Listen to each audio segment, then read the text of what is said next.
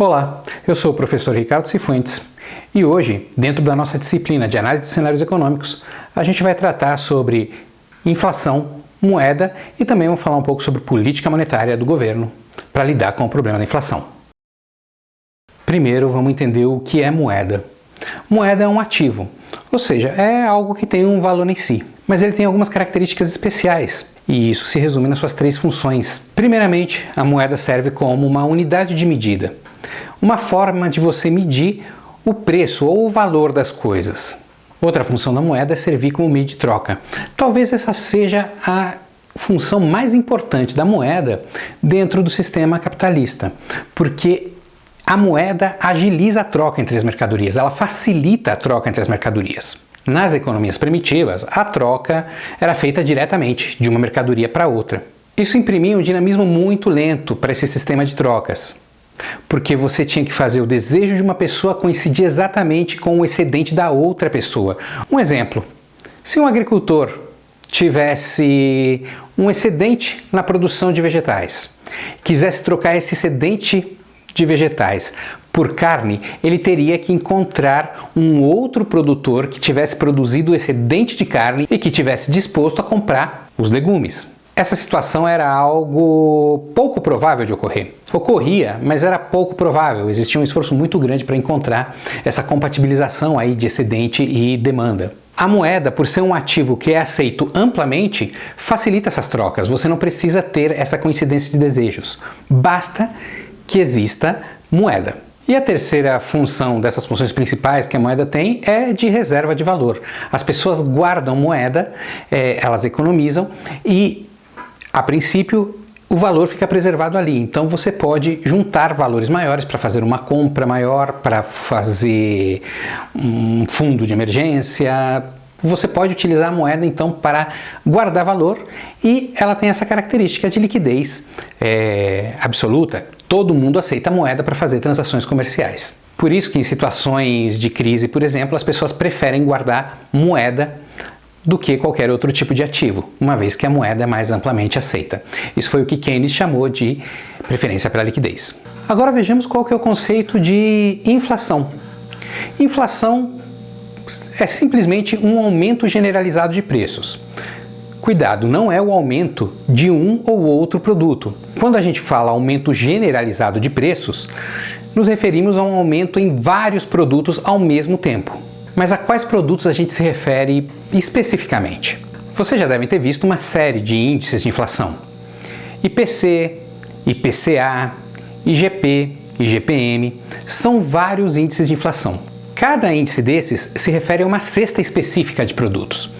Então, o IPCA, que é o índice oficial de preços do governo brasileiro, ele se refere a um conjunto de produtos cujo preço é acompanhado, que é diferente da cesta de produtos do IGPM, que é utilizado, por exemplo, para corrigir os contratos de aluguel. Por isso, cada índice que a gente for avaliar se refere a uma determinada cesta de produtos que diz respeito a um determinado hábito de consumo de determinado segmento da sociedade ou de determinada classe social. E isso equivale a dizer que a inflação para uma camada social pode ser maior ou menor do que para outra camada social. Vamos ver como que a inflação é calculada para um determinado período. A gente pega o custo total dessa cesta de produtos no momento N e diminui do custo total dessa mesma cesta de produtos no momento N-1. Aí a gente vai ter a diferença. E divide isso pelo custo total dessa cesta no momento N-1, que é a nossa base de comparação. O resultado desse cálculo é a inflação do período. Os efeitos práticos que a inflação tem na vida das pessoas é que ela diminui o poder aquisitivo delas. Ou seja, quando você tem uma inflação hipotética aí de 10% em um mês, quer dizer que nesse mês o seu salário perdeu 10% da sua capacidade de compra. Portanto, quanto maior a inflação, menor vai ser a capacidade das pessoas consumirem mercadorias com o seu salário. Nas economias contemporâneas, a inflação tem duas causas principais. Uma é uma inflação de demanda, a outra é uma inflação de custos. A inflação de demanda é aquela decorrente de um choque que provoca um deslocamento da curva de demanda. No mercado de bens e serviços existe uma curva de oferta e uma curva de demanda. O ponto onde elas se cruzam é o chamado ponto de equilíbrio, que gera um preço de equilíbrio e uma quantidade de equilíbrio. Se ocorre algum fator exógeno, como por exemplo um aumento do salário mínimo, a tendência da curva de demanda é se deslocar para a direita, porque as pessoas vão ter mais dinheiro e vão querer comprar mais. Mantendo a curva de oferta constante, o que ocorre com esse deslocamento à direita da curva de demanda é um aumento de preços, o que por sua vez acaba gerando inflação. Raciocínio análogo a gente utiliza para compreender a inflação de custos. Partimos de um mercado em equilíbrio, onde você tem uma oferta, uma demanda, que gera o seu preço de equilíbrio e sua quantidade de equilíbrio.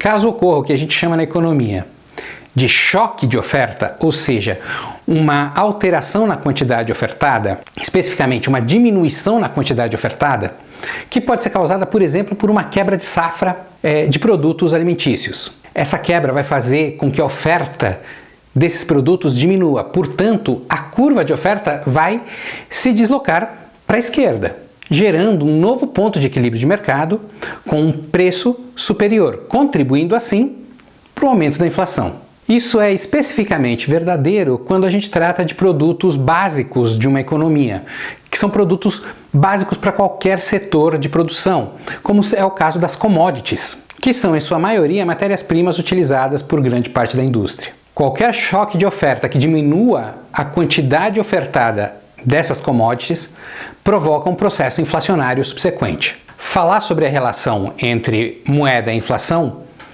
é mais especificamente falar sobre a relação entre base monetária, a quantidade de moeda que está circulando numa economia, e o nível de preços, ou seja, como essa quantidade de moeda afeta os preços das mercadorias. Quanto maior for a base monetária, ou seja, quanto maior for a quantidade de moeda circulando numa economia, maior vai ser a disposição das pessoas para comprarem produtos e, portanto, maior vai ser a demanda desses produtos e, por consequência, como a gente viu, a tendência é um aumento de preços, ou seja, um aumento da inflação. O contrário também é verdadeiro. Se eu diminuir a quantidade de moeda que está circulando em uma determinada economia, a tendência é que as pessoas comprem menos.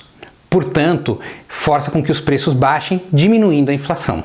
É importante fazer um parênteses aqui, que para os economistas adeptos da teoria quantitativa da moeda de inspiração neoclássica, essa relação entre base monetária e índice de preços é sempre verdadeira. Já para os economistas keynesianos, essa relação entre base monetária e índice de preços não é tão inequívoca, principalmente nos momentos de crise, nos momentos de declínio da atividade econômica com alta capacidade ociosa da indústria. Para esses economistas, nos momentos de crise, uma expansão da base monetária pode levar a uma retomada da produção e do emprego. Um pouco dessa divergência de visões entre os economistas neoclássicos e keynesianos pode ser encontrado aí no material complementar da nossa disciplina, no livro da Adriana Amado e da Maria Lourdes Molo. Fecha parênteses.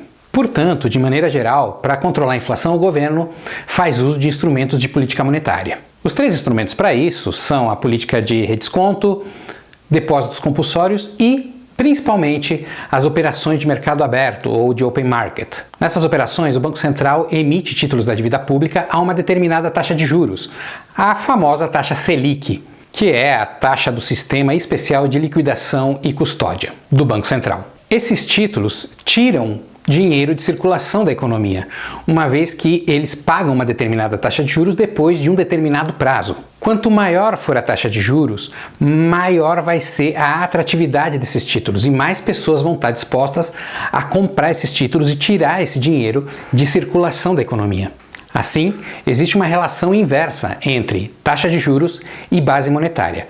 Quanto maior a taxa de juros, menor tende a ser a base monetária e vice-versa. Se o governo diminui a quantidade de moeda em circulação na economia, as pessoas vão ter menos dinheiro para comprar coisas. Com menos dinheiro para comprar essas mercadorias e serviços, a tendência dos preços é cair. Como a gente vem acompanhando, nos últimos meses a inflação no Brasil tem subido de maneira significativa e a resposta do Banco Central tem sido a elevação da taxa básica de juros, a taxa Selic. E o que esperar pela frente, dado os fatos que vêm ocorrendo, como por exemplo a crise militar no leste europeu. As sanções internacionais aplicadas ao governo russo implicam na impossibilidade de comercialização por parte daquele país das suas mercadorias.